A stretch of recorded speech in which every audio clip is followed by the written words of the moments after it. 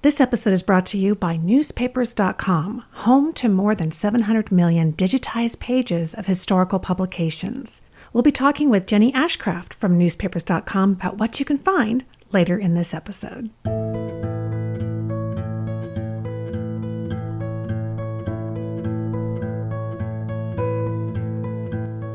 Welcome to the February 2022 episode of the Family Tree Magazine podcast. I'm Lisa Louise Cook. In this episode, we're going to talk about some of the challenges and solutions faced in African American genealogical research with Family Tree University instructor Shamel Jordan. Then in our new Family History Home segment, we'll learn about a new storytelling online tool that uses artificial intelligence to make it interactive. And as I mentioned at the top of the show, this episode is sponsored by Newspapers.com, and I am really happy to invite Jenny Ashcraft back to the show. You heard from her last month, and this time around, she's going to share her 3 top search tips that will help you find great content at Newspapers.com. In our Best Websites for Genealogy segment, author Dave Fryxell is back to tell us about some new ways to get your hands on French genealogical records. And then we will wrap things up at the editor's desk with the editor of Family Tree Magazine, Andrew Cook. He'll tell us about what we can look forward to in the next issue of the magazine. As always, we've got a lot to cover, so let's get to it. First up, Tree Talk.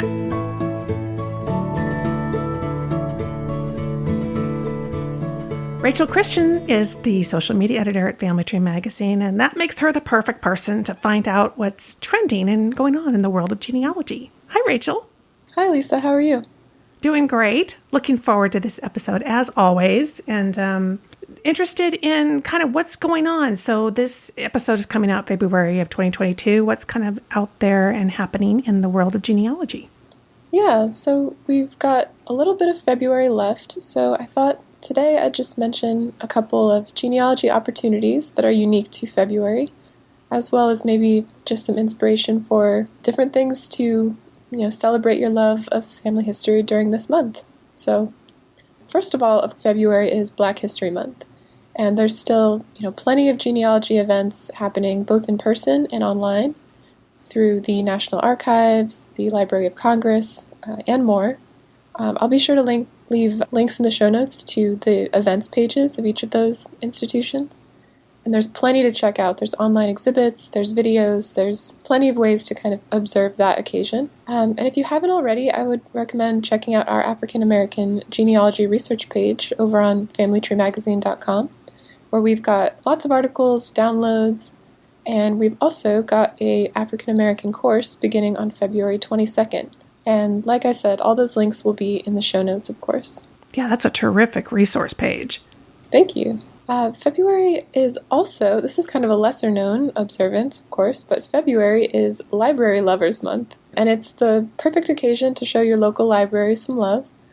Some ways you can do that are, of course, donating or volunteering, or, maybe it's been a while since you've checked out a book from the library. So we've got lists of the best libraries for genealogy research, as well as the best books on FamilyTreeMagazine.com, so I will leave those links in the show notes as well. And who knows, maybe there's a genealogy book that you haven't read yet, and this is the month to show your local library a little love by checking it out and, learning something new this month.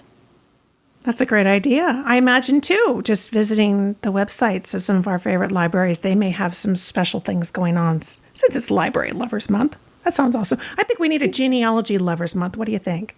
Oh, I agree, but I think every day is Genealogy Lovers Month. So true, so true. Awesome. Thank you so much, Rachel. We'll talk to you again next month. Thanks, Lisa. Bye.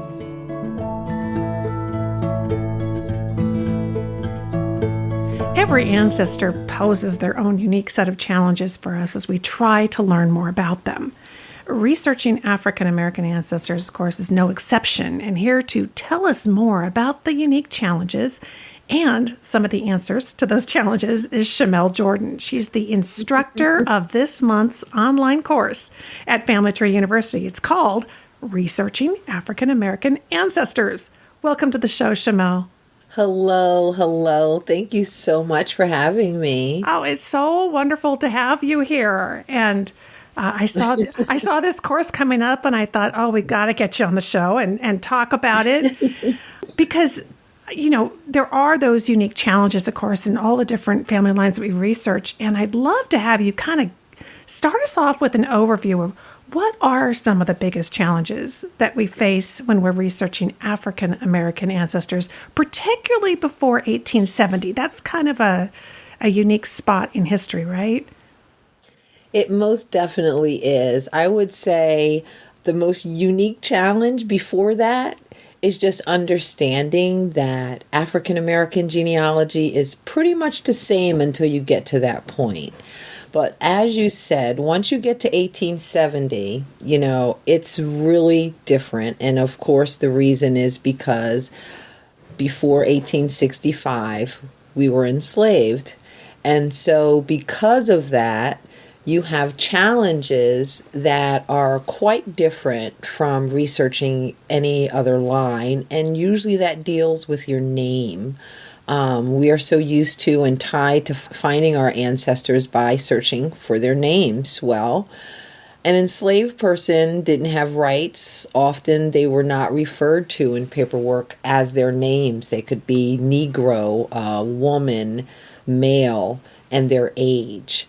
So it's really important because of that, to spend much more of your time before 1870. So that means from the present day back to 1870. I always say if you research pre-1870, that means 1860s, 1850s, you need to be really strong and you need to have built an amazing foundation before you even begin.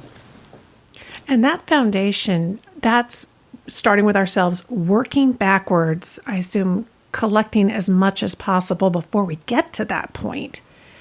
And Exactly. and so, and gosh, you talk about names, such an essential part of who a person is, and it's something we rely on so heavily as a researcher. Yes. Do you find that researching the enslaver is as important as the enslaved, so that because they're kind of, in a sense, living together, and I imagine that there's an intermingling of information. Most definitely. That is part of the methodology to understand once you get to that time period. But before we get there, we have this 5-year period that everyone kind of jumps over because, hey, we need to find our Kunta Kinte, right? We need to find who was that enslaved person. And so as soon as we get to 1870, we're looking for enslavers. I ask everyone to just take a pause and look that there are 5 years there. There are 5 crucial years where you can collect so many records and fill in so much information that can enable you to then go look for enslavers. And possibly the search between 1865 and 1870 can yield you with more clues, if not the name of the person, if your people were enslaved, who they were. And that it would be spending time in records like the Freedmen's Bureau records, spending times in county records, looking at voter registrations, because guess what? Before 1865, we couldn't vote. But in 1865, they had to create polls and list of who the voters were. And that was one of the first times we would have been included in that type of record. So, yeah, the enslaver is important, but spend time during Reconstruction. Reconstruction is a big time period. Then and only then, once you have your understanding of Reconstruction, then and only then do you start looking for the enslaver. And that would include looking in county records. And essentially, once you have someone who you believe is possibly the enslaver, that's when you start researching their family as if they're your own.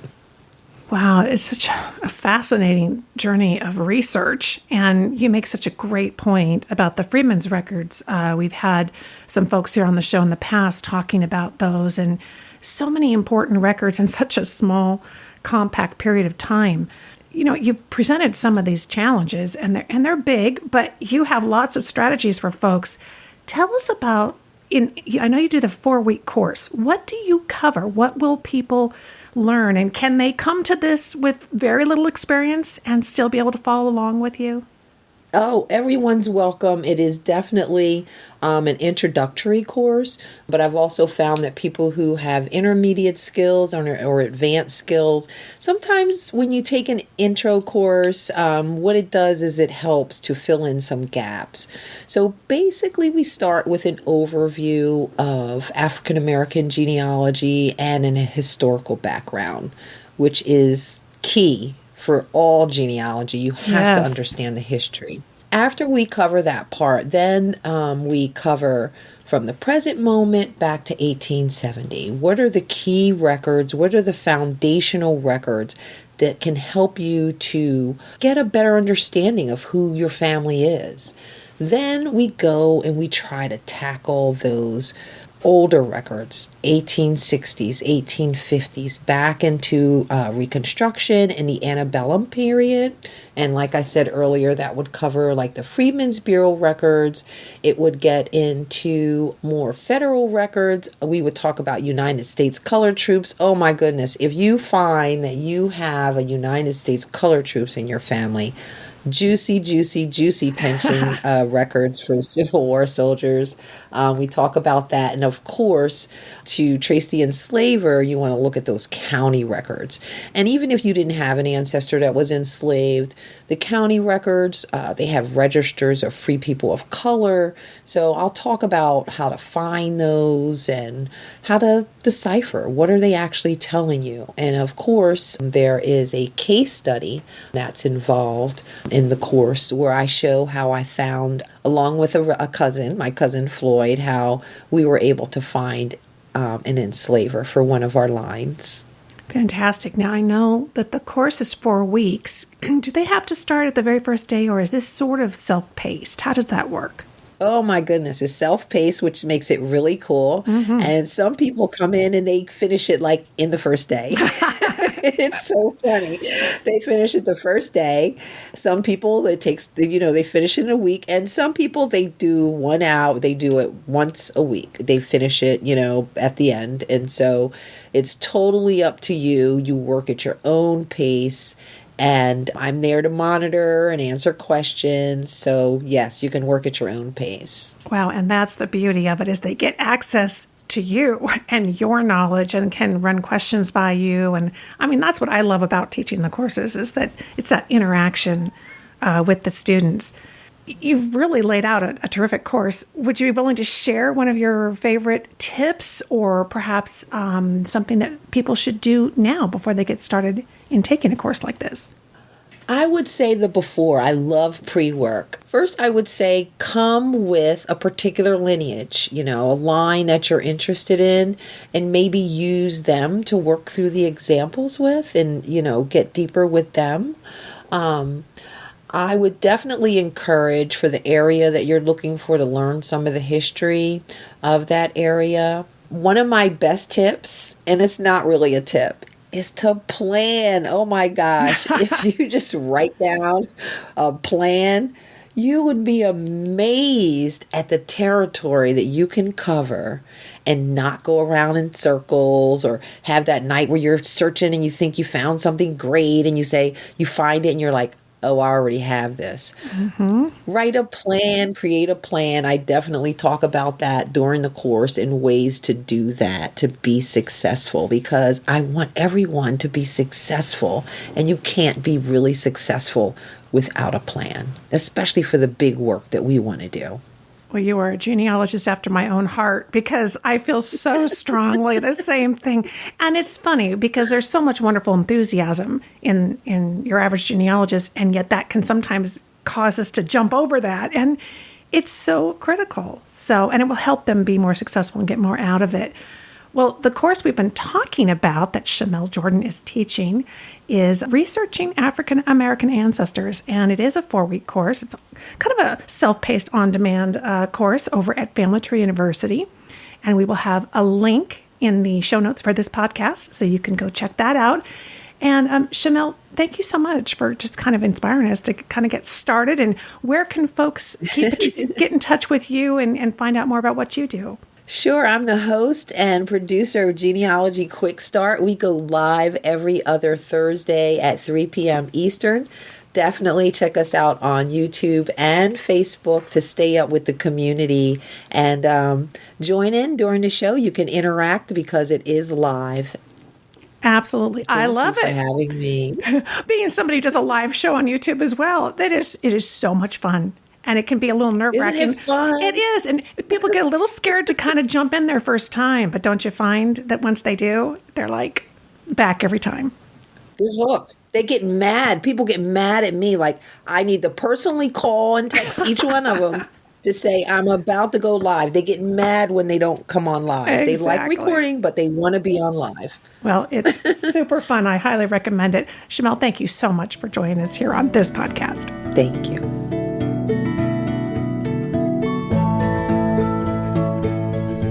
Genealogists are in it for the long game, the really long game. We hope that our work is going to last for generations beyond us. Well, there's a new app that's striving to help family historians meet this challenge. It's called StoryFile, and here to tell us more about it is the co-founder and CEO, Heather Smith. Welcome to the show, Heather. Oh, thank you. Well, I was reading a little bit about StoryFile, and you say that it's a storytelling app that will preserve the future ability to interact with your loved ones. And that sounds really intriguing. So how does StoryFile do that? So StoryFile Life is a web-based app that allows everyone to record the story of their life through a series of questions, and it's a video recording. So you don't lose any of the nonverbal communication that we would typically lose if it was just audio or if it was written. So it allows you to record all the answers to every single question and create this magnificent, rich story of your life in a form that allows people to just engage with you. So it allows them to ask the questions that they're curious about and follow down any path that they would like to go, just like a typical conversation that you're having with your grandmother at a kitchen table. It allows you to do that. And even for you may have different questions at 30 than you might have at 60. And then all of a sudden, those family members that you want to ask these questions to are no longer with us. So it allows you to just each generation to get to know past generations, that all these stories form our identities. And it just allows that knowledge and that connection to be that much deeper. And it sounds like it's kind of a time shift tool. Is the idea here that we could be recording these today, but that down the road, even after we're gone, somebody in our family could then come back and view these and do the interaction? Yes, that's exactly the point. You can, for example, film them if, God forbid, something were to happen and you weren't there for your children's weddings. You could film messages. You could tell them about your story, your life. They might not have been interested at this point in your life in the details or their heritage for that matter, but there will be a time when they will be interested in all of that. Or 3 or 4 generations down the line, just to get to know who these people were that created who you are and your story, and really get to know them, really see them answer questions, see their body language, look them in the eye, listen to their stories, learn from them, whoever they are. Even if they're family members, they could be family members, they could be people that experts in certain fields that you want to talk to. I mean, think about it. If we were able to talk to Martin Luther King or JFK today and ask them questions about their life, and you get to do it, you get to be the reporter. So you're in the seat, you control the whole conversation, and you can just connect with them on a completely different level. So let's talk a little bit about the mechanics of it, because the person who's being interviewed is recording that obviously at a different time. And then somebody else can pull this up on the app or the website, and they can ask questions with audio, or they can select from questions. So there must be kind of a basic list of questions that you guys provide that the initial person answers. And how does that connect up with the potential of what somebody might ask down the road? So there's a total of 1,600 questions in the script right now in the storyline. You go in and you basically choose which questions you'd like to answer. You could do it several ways, but it depends on your experience. It depends on, different things. Like, let's say you're not in your golden years. So obviously at that point, you're not going to answer all the questions about golden years. You're going to concentrate. You might want to concentrate more on your career. You might want to concentrate more on just family and sharing your heritage and what you know before you forget it all. You can come at it in different levels. What we're about is we're about keeping your story in your words, in your voice for all time. So we're about making it authentic, having it authentic and keeping it authentic to you. We don't edit anything that you've recorded. We don't manipulate it in any way. It is whatever you've said throughout your story file is that data set that will be used to answer all the questions that others might ask you along the way. That's very important to us because, think about it. I don't want something or some computer or someone deciding what my grandmother's answers should be to me if I asked her a question. And God forbid they try and duplicate body language, which is actually it's a huge percentage of communication.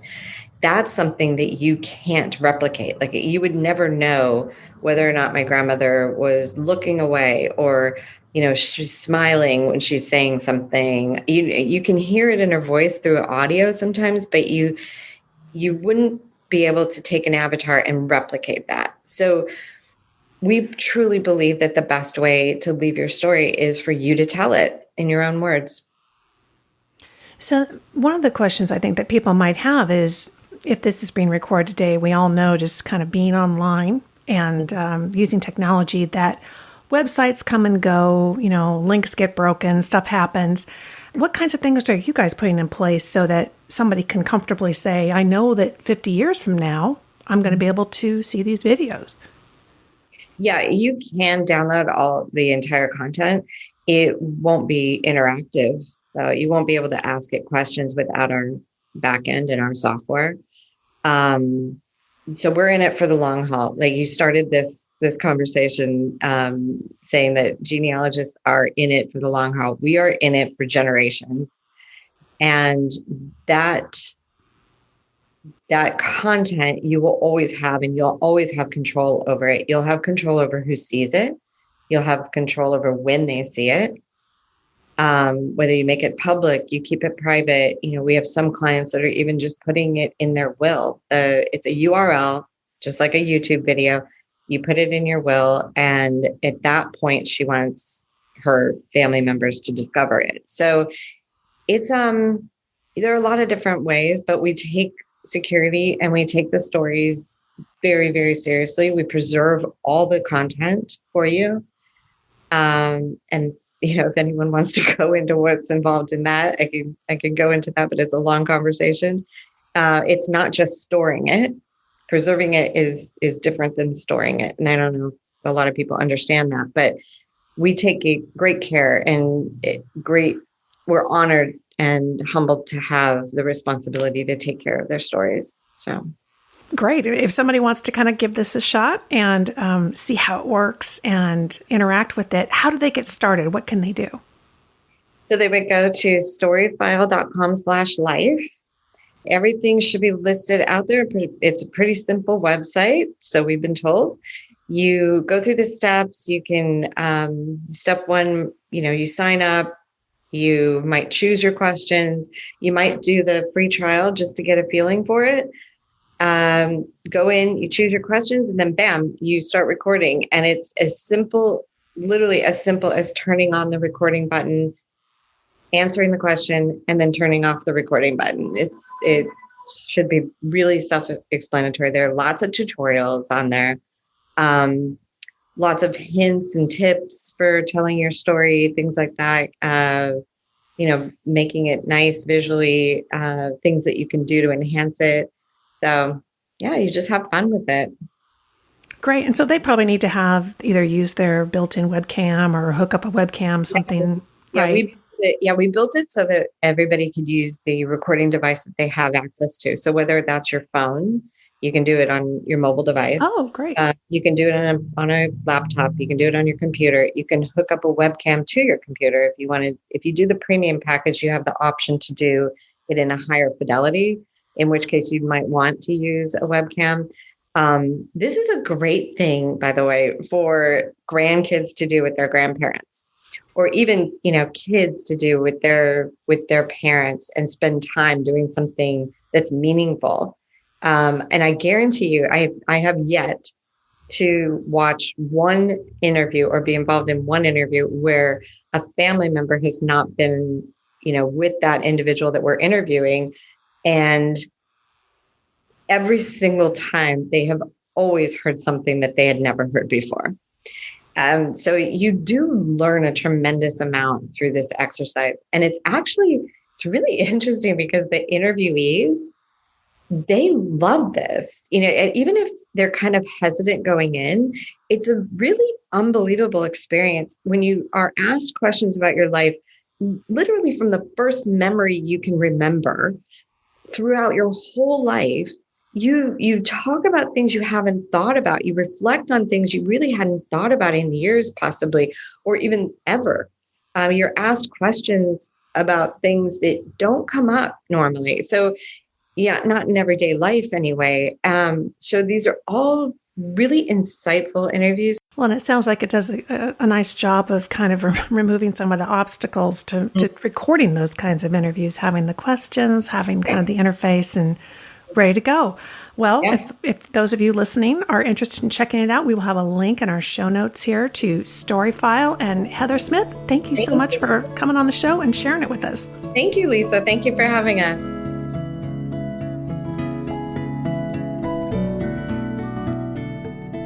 Do you want to learn more about your ancestors? You can do it on newspapers.com. But you might be wondering where to start. There are undoubtedly stories about your family history on newspapers.com just waiting to be discovered. So Jenny Ashcraft from newspapers.com is here to talk about 3 search tips for success in finding your ancestors on the website. Welcome to the show, Jenny. Thank you so much for inviting me, Lisa. Oh, it's great to have you back. You were here last month talking about how the records at newspapers.com helped you solve a genealogical mystery, which was awesome. I'd love to have you share some of the strategies that you use yourself. What are your top 3 tips? Well, I think my top 3 tips would be, number 1, from the homepage, enter your ancestor's name in the search box. And what you have to remember is enter that name how it may have appeared in the newspaper. For example, if your ancestor is William Allen McGee, he may be referred to in the paper as W.A. McGee or W. McGee or Will McGee. Try all kinds of variations until you find success. And here is a little pro tip. By using quotation marks around the name, it will only turn results where those 2 words are found together. Oh, that's great to know that the quotation marks work. So I could see how that would really filter things down. Great tip. How about number 2? Well, number 2, newspapers.com has easy-to-use search filters that can help you narrow the results by the date and the location. So if William McGee lived in Kansas, start your search in Kansas. If he was born in 1835 and died in 1890, try narrowing the search to those dates. Now, keep in mind that sometimes we might find our ancestors mentioned in newspapers long after their death. For example, One day I came across an 1899 article about a family reunion where they wrote really the entire history of this family dating back to the Revolutionary War. The article included information on 66 family members. I counted them, and many of them had been gone for years. So when you're searching for your ancestors, start narrow, but don't be afraid to expand and go and search beyond the years of your ancestors' life. And a third tip, newspapers.com has developed machine learning algorithms to scour all the papers in our archives. And we've identified nearly 250 million obituaries and 67 million marriage announcements. And you may have seen these hints on your ancestry tree. So you can go to newspapers.com and search for all your ancestors in either the obituary index or the marriage index. Now, we love obituaries and marriage announcements because they often contain such rich family detail. Just the other day, I found an obituary for one of my ancestors that died in 1918 when he was 99. And it talked about his family traveling on a barge to settle in Ohio in 1830. Well, I knew this ancestor had 4 children, but as I read his obituary, I was surprised to learn that he was actually the father of 7. I was missing 3 kids. After digging a bit more, I managed to find an article, a newspaper article about one of those little daughters drowning in a creek in 1860. Now, I'm still searching for the other 2, but without that obituary, I would not have known about the entire family. So if you haven't explored our obituary or our wedding index, you are in for a treat. Oh, it's an amazing story. And folks that are listening, they can do all that searching that you just recommended, 3 great tips, over at newspapers.com, where you can get a 7-day free trial, which makes it really easy to get started. Thank you so much for sharing your search tips, Jenny. Thank you. It's been a pleasure to be here.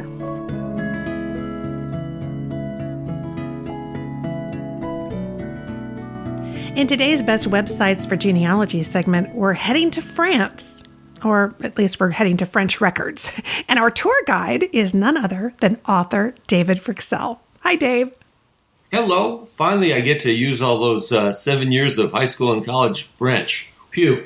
Oh, you're good. You're ahead of me. I only had 2, and it didn't go that well.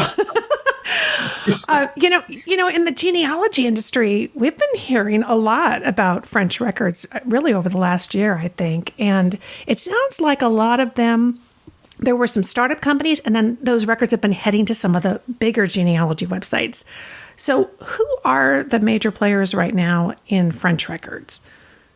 Right. Well, it felt for quite a while like French records were kind of trailing behind. I mean, you could get, lots of English records and, from other countries, but the French scene just didn't seem as lively. But there have been 2 fairly long-standing companies, Philae, F-I-L-A-E, and Geneanet. And Philae is sort of a more conventional, collection of databases, subscription kind of deal.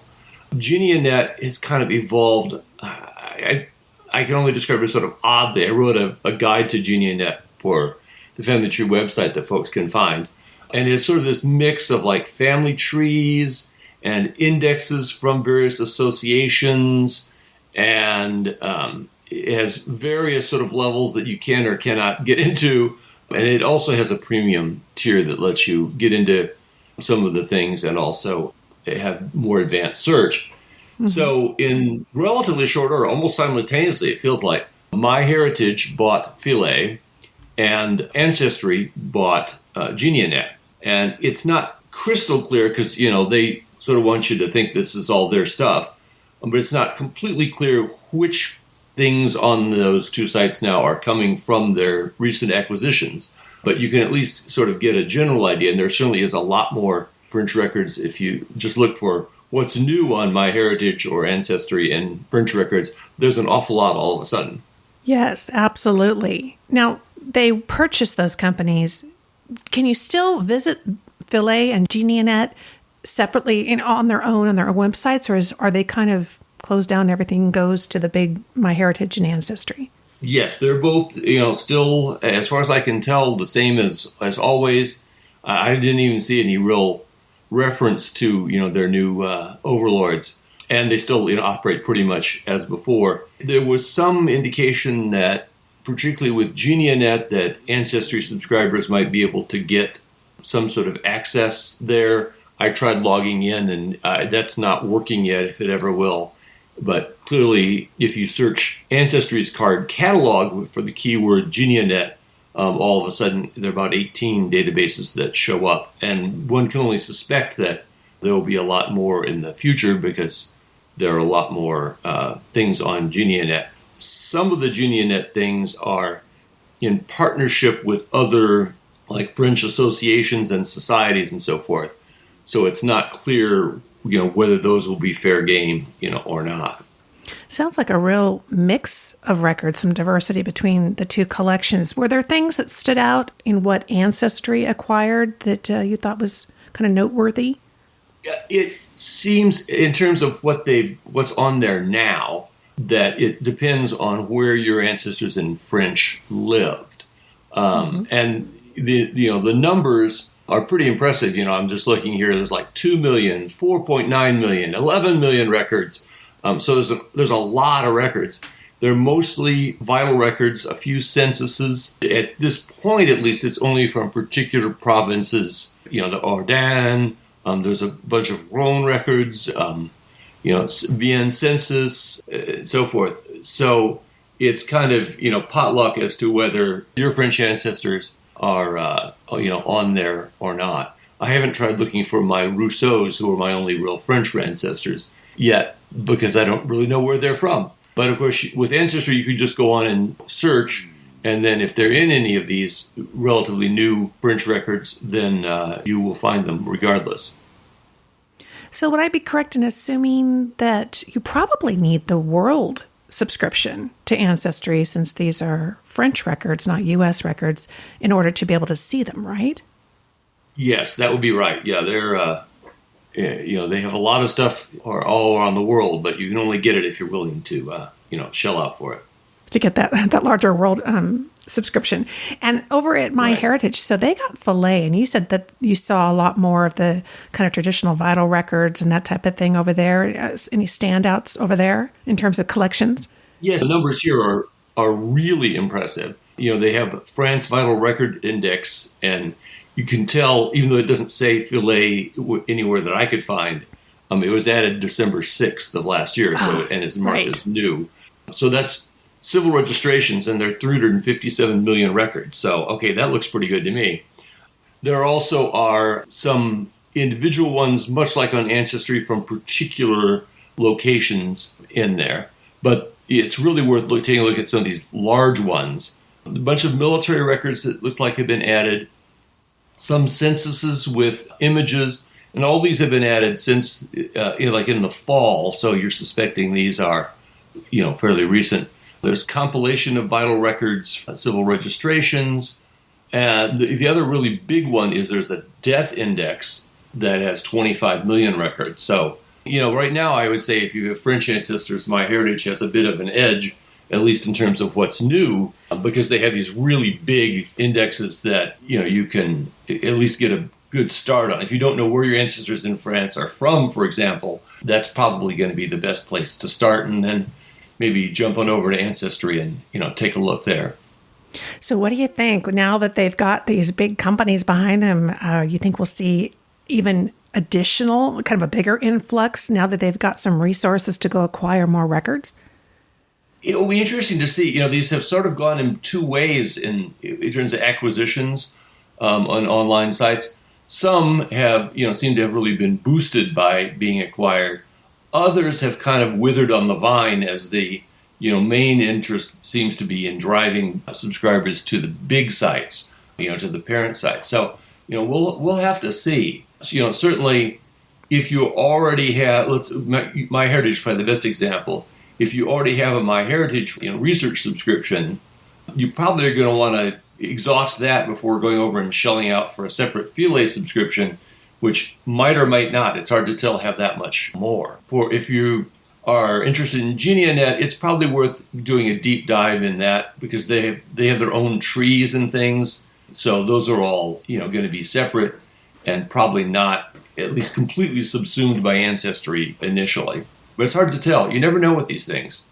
Exactly. I don't know that they even said whether or not they were actually acquiring their trees too and incorporating those. I'd imagine probably not, at least right out of the gate.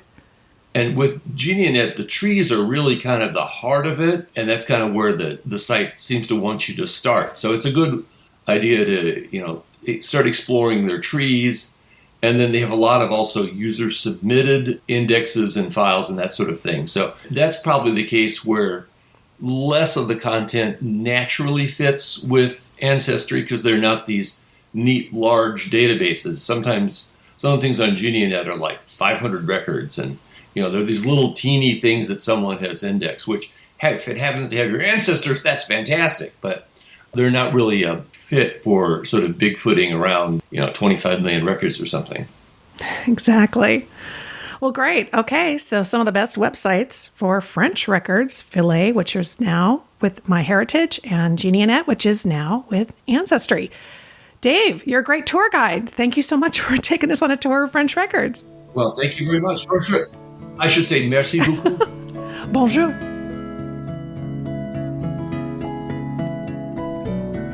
It's time to stop by the editor's desk, and today we're talking to the editor of Family Tree Magazine, Andrew Cook. Hi, Andrew. Hi, Lisa. Hey, it looks like the March-April issue of the magazine is just about to come out. How about giving us a preview of what we can look forward to reading about? Yeah, so this issue, we're preparing for the 1950 census by featuring a cover story on how to research your family throughout the 1940s. So that will help you fill in the gap between the 1940 U.S. Census and this 1950 census that's going to come out here in April already, which is really exciting. So the author, Sonny Morton, goes through a variety of different record types that you can consult that'll get you right up to that census date of early April 1950. Yeah, that's a great idea because I think a lot of people very quickly jump back in their family tree and you go back and you're trying to get ready for 1950 and you realize, oh, I'm actually missing some stuff on the family in the early 20th centuries. That's a great idea. Right, especially since there might not be an index or might not be a very reliable index right when the records come out. So by knowing your family's address and figuring out the enumeration district number, using that information, getting that information from those records that Sonny mentions, that'll help you be prepared and ready to go right when the records are available. Awesome. What else are we going to see in that issue? We have an article from a writer named Sophia Wilson, who during her COVID lockdown, and I can't say I was quite this productive, but she wrote an 160,000 word history of her family. And so she shares some steps that she took to take her family stories and put them on the page. So if our readers and listeners like me have a long-term goal of someday writing a family narrative or publishing your family history in some way, the tips that she shares in that article are going to be really, really useful to get you started. I've been looking forward to that article. We talked to Sophia here on the podcast last month, and it was very inspiring. So it's going to be great to have her tips. Yeah. And sort of rounding out the issue, we also have tips for searching records on MyHeritage, written by Daniel Horowitz himself. He's sort of the MyHeritage guru. So a great article looking into how to get more out of the MyHeritage search. Terrific. So that's all coming up in the March-April issue of 2022 of Family Tree Magazine. And the other thing that's kind of coming around the corner, we've mentioned it here on the show before, which is Roots Tech Connect. And that's soon. That's March 3rd through the 5th. Tell us about that. What are you guys going to be doing? Well, we'll be in the exhibit hall again, so you can pop by our booth and see what we've got there. We've got a couple demos, a look inside the January-February issue of the magazine. You can take a tour through one of our Family Tree University courses, as well as the FamilyTreeMagazine.com website. And in terms of freebies, because, I know when I'm at a conference, where's the free stuff? Yeah. Let me load up my bag. So to load up your virtual bag here, we've got a free PDF copy of the January-February issue and a special coupon code for almost everything in our online shop. So, in addition to all the great classes and all the other great exhibitors, you can find us there at the conference. Terrific. And discounts too. So wonderful. That's going to be at Roots Tech Connect, and they're going to have that big exhibit hall virtually, so you can go by and visit Family Tree Magazine. Wonderful. Sounds terrific. Thanks so much, Andrew, and I'm sure we'll talk to you again very soon. Yep. Take care, Lisa.